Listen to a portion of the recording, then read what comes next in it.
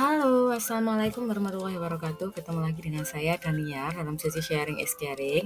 Di sini Daniar mau men-sharingkan tentang materi P3K Teknis 2023 untuk guru TIK, yaitu pada bab 1 Teknologi Informasi dan Komunikasi. Nah, kali ini kita akan membahas tentang apa ya? Ini kan sumber rujukan saya ya. Hari ini kita akan membahas tentang yang konten 2, yaitu konsep informatika sosial dan hak kekayaan intelektual, seperti itu. Nah, sebenarnya informatika sosial itu apa? Informatika sosial itu adalah studi yang mempelajari aspek-aspek sosial dari komputerisasi, termasuk peran teknologi informasi dalam perubahan sosial dan organisasi. Menurut Kling, informatika sosial itu adalah studi interdisipliner tentang desain, penggunaan, dan konsekuensi teknologi informasi yang mempertimbangkan interaksinya dengan konteks kelembagaan dan budaya. Jadinya yang dimaksud dengan informatika sosial ini informatika untuk melihat informatika atau dampaknya dari adanya informatika pada lingkungan masyarakat, seperti itu. Hal-hal yang dikaji dalam informatika sosial itu meliputi ada peran teknologi informasi dalam perubahan sosial dan organisasi, penggunaan teknologi informasi dalam konteks sosial, serta cara organisasi sosial teknologi informasi yang dipengaruhi oleh kekuatan sosial dan praktek sosial, seperti itu. Nah, kemudian untuk dampak positif dan negatif dari adanya internet atau informatika itu adalah ini saya setelah merangkum beberapa artikel bahwa dampak informatika sosial sisi positifnya itu adalah yang pertama terkait dengan aktivitas keseharian, pembayaran melalui e-wallet dan sebagainya. Kemudian kita dapat melakukan e-learning dalam pendidikan, ada kesehatan, perdagangan atau e-commerce, kemudian pekerjaan, menambah bidang pekerjaan ya. Kemudian mempercepat informasi, yang selanjutnya adalah hubungan jarak jauh serta seseorang lebih terbuka karena adanya internet. Sementara itu dapat dampak informatika sosial dari sisi negatif itu adalah yang salah satunya merusak moral karena memang budaya-budaya yang tidak sesuai dengan Indonesia itu memang sangat masif sekali di internet. Kemudian yang kedua yaitu adanya berita hoax, menurunnya kemampuan berpikir, kecanduan game dan internet, adanya cyberbullying dan cybercrime. Kemudian ada kurang aktivitas sosial serta kurang aktivitas fisik. Nah, berkaitan dengan dampak positif dan dampak negatif, maka untuk dampak negatif itu kita perlu melakukan beberapa upaya yang mungkin nanti akan bisa mengurangi dampak negatif kepada peserta didik atau kepada anak-anak kita, seperti itu. Nah, selanjutnya saya akan membahas tentang konten yang ketiga, yaitu hak kekayaan intelektual atau HAKI. Nah, sebenarnya konsep dasarnya HAKI itu adalah hak eksklusif yang diberikan negara kepada seseorang, sekelompok orang maupun lembaga untuk memegang kuasa dalam menggunakan dan mendapatkan manfaat dari kekayaan intelektual yang dimiliki atau yang sudah diciptakan.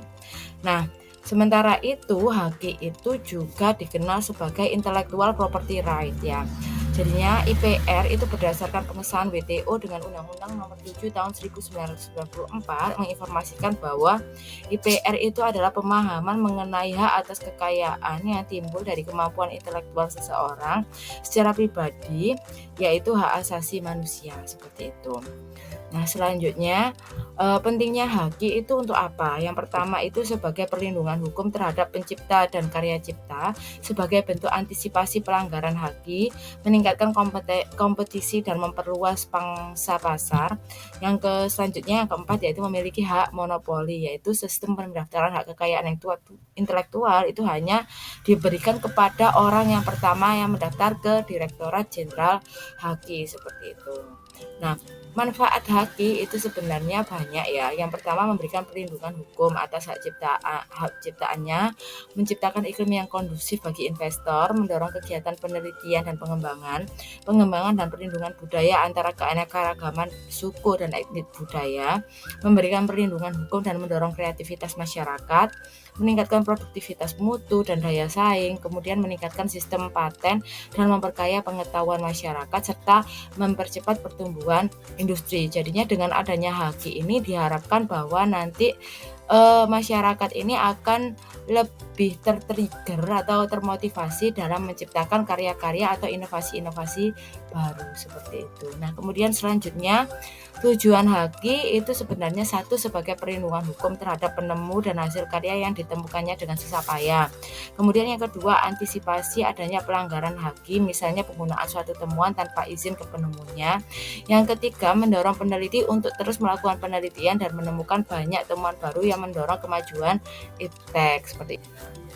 Kemudian selanjutnya yaitu dasar hukum haki. Jadinya dengan pertimbangan yang masih perlu dilakukan, penyempurnaan terhadap Undang-Undang tentang Hak Cipta, Paten, dan Merek yang diundangkan tahun 1997, maka ketika undang-undang tersebut telah direvisi kembali pada tahun 2001, yang telah diundangkan yaitu sebagai Undang-Undang Nomor 14 Tahun 2001 dan Undang-Undang Nomor 15 Tahun 2001, baik tentang paten dan tentang merek seperti itu.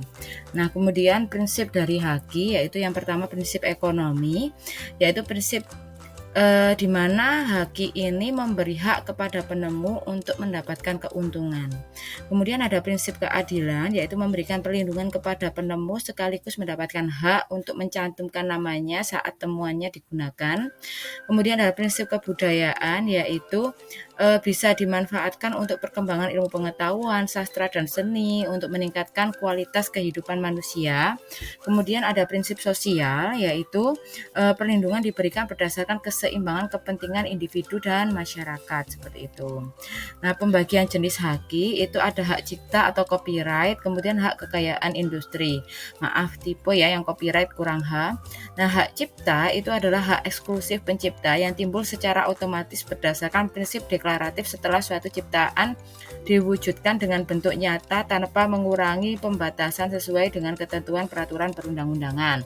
Sementara itu, hak kekayaan industri itu adalah mencakup berbagai macam ya. Ini ada hak paten, desain industri, merek, kemudian ada penanggulangan praktik persaingan curang dan desain tata letak sirkuit terpadu atau layout, kemudian sama rahasia dagang seperti itu.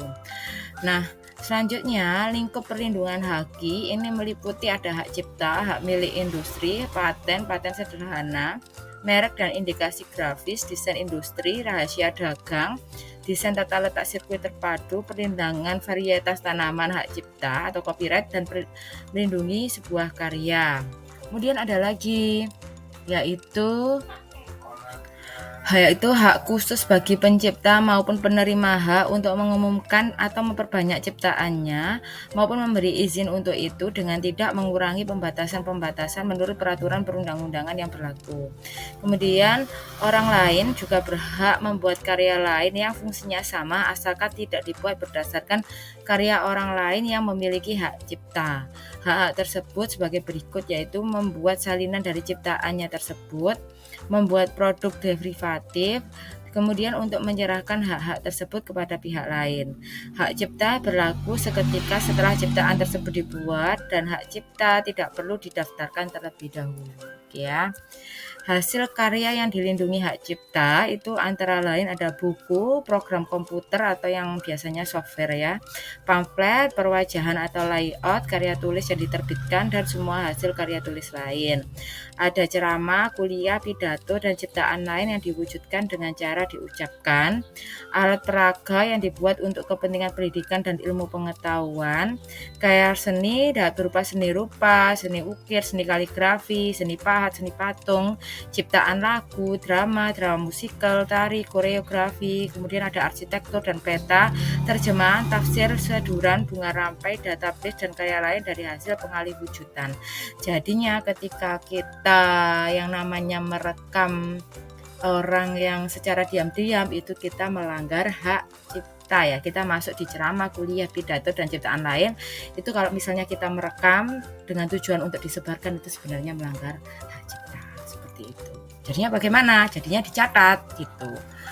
Nah, selanjutnya kasus nyata yang berkaitan dengan haki itu ini ya, ada banyak sebenarnya, termasuk yang Samsung sama Apple itu juga pernah berkaitan dengan haki ya. Ada oskadon, oskangin, larutan penyegar, cap badak, cap kaki tiga, ini ada banyak masalah. Kia, Hyundai, Aqua, sama Aqualiva. Saya juga baru tahu ada Aqualiva ini. Oke, mungkin ini contoh-contoh dari haki yang kasus-kasus yang berkaitan dengan haki ya, yang selama ini kita tidak tahu. Nah, kemudian ada etika digital. Jadinya etika digital itu adalah suatu konsep norma perilaku yang tepat dan bertanggung jawab terkait dengan cara menggunakan teknologi. Etika digital itu sangat penting untuk memberikan keamanan terhadap sesama pengguna teknologi ya.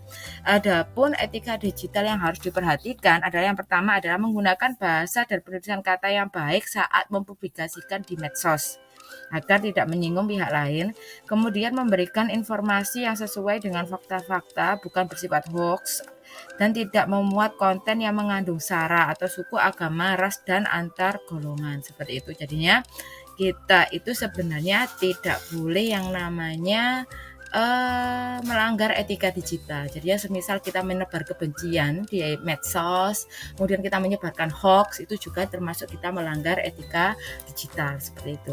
Nah, penerapan etika digital ini salah satunya adalah selalu mengingat tulisan bahwa tulisan yang kita tulis itu merupakan perwakilan dari diri atau cerminan dari diri. Jadi jika tulisan Anda itu berisi dengan head comment, itu berarti menunjukkan Anda itu citra dirinya ya seperti itu. Kemudian selanjutnya yang diajak berkomunikasi itu adalah manusia. Jadinya kita bukan hanya berkomunikasi dengan komputer, tapi ada banyak orang yang membaca tulisan kita. Kemudian mengendalikan emosi, oke. Kemudian menggunakan kesantunan, menggunakan tulisan dan bahasa yang jelas, menghargai privasi orang lain, menyadari posisi kita dan tidak memancing perselisihan. Itu yang terpenting ya. Oke, sekian presentasi dari saya. Semoga ini cukup membantu dan cukup mencerahkan teman-teman. Oke, mohon maaf jika ada salah kata. Terima kasih sudah like, komen, dan subscribe. Semoga menjadi amal jariah kita bersama. Mohon maaf jika memang ilmunya masih belum tinggi ya. Jadinya ini kita sama-sama belajar. Oke, terima kasih. Sebelumnya, Assalamualaikum warahmatullahi wabarakatuh. See you on the next video.